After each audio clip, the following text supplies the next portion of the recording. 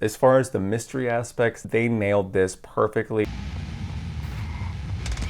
Hey, what's up guys, it's Josh here. Today I want to do a little movie review on a mystery movie called Searching from 2018. I think this movie was released for free on some sort of platform. It may have been Netflix. I remember seeing it advertised. It always looked interesting.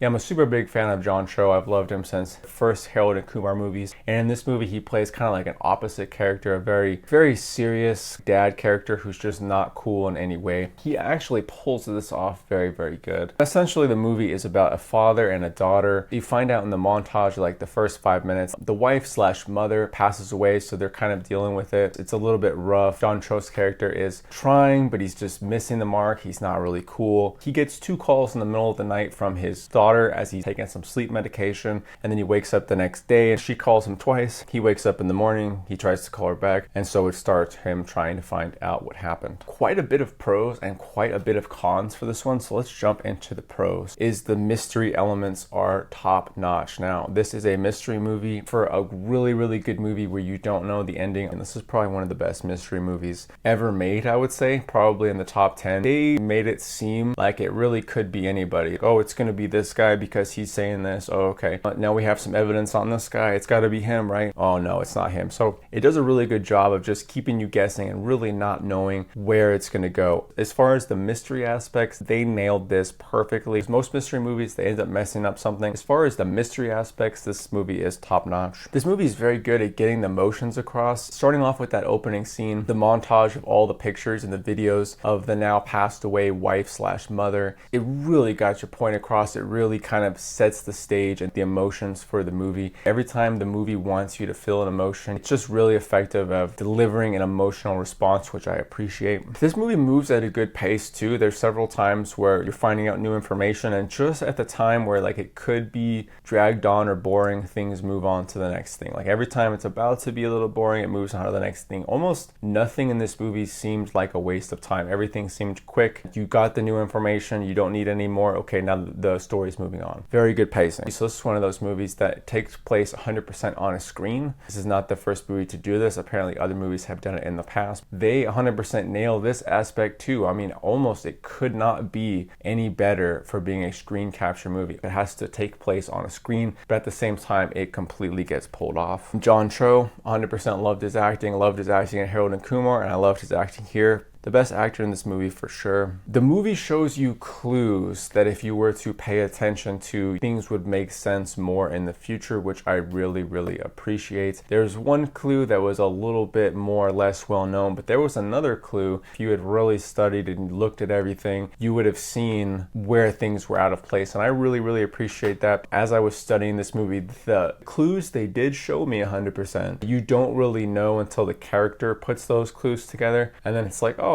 I can't believe you showed me something that I could have picked up. The best part of this movie is essentially the mystery elements. The cons, now I put it in the pros, it was the best screen capture movie, but at the same time, the cons is that it does have that screen capture. And I feel like part of the reason I like movies is for the scenery, natural beauty. Sometimes they could take a picture of desert, somebody walking, or the beach in the ocean, or up in the mountains. Because everything takes place on a screen, it feels like you're looking at a screen. The extra little scenery that you get in a normal movie, it just doesn't really feel like it because everything takes place on a screen, so it feels like you're looking at a screen. For that con, it is the best movie of that style for sure. The screen capture is going to age really fast. We watched it now, and it was only 2 years later, and it looked a little bit dated. As time goes on and things get updated so quickly, everything on that movie was super new at the time. It's going to age really quick because it takes place 100% on a computer. I know one of the Nightmare on Elm Streets, they opened up with an 80s computer screen. At the time, that probably felt new, but now because they did that, it feels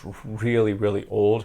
And actually the first Nightmare on Elm Street feels a little bit newer because they didn't use that computer screen opening. There's not really anything they could do to avoid that though, because they can't look at software in the future. They can only use what they had right there. So it's a dark, thick theme the whole movie. It just never really feels happy or joyous or flowing. Everything kind of feels a little aggressive, uptight. I wish there was a little bit more humor, a little bit more lightness thrown in there at times. The twist makes sense. A lot of his decisions are kind of pointless once you know the twist. They don't really seem that pointless in the beginning, and it would have been nice if a certain amount of decisions he made were outside the twist. When I'm rewatching it, knowing the twist, you could see from the beginning how everything was just against him in a certain way. I don't really want to say the twist. The rewatchability, that's kind of with any mystery, but again with this one, not the best rewatching it. A little personal thing is I wish they used a little bit more technology, because they really just use websites and basically her social media to find her. But there's so many other things that I found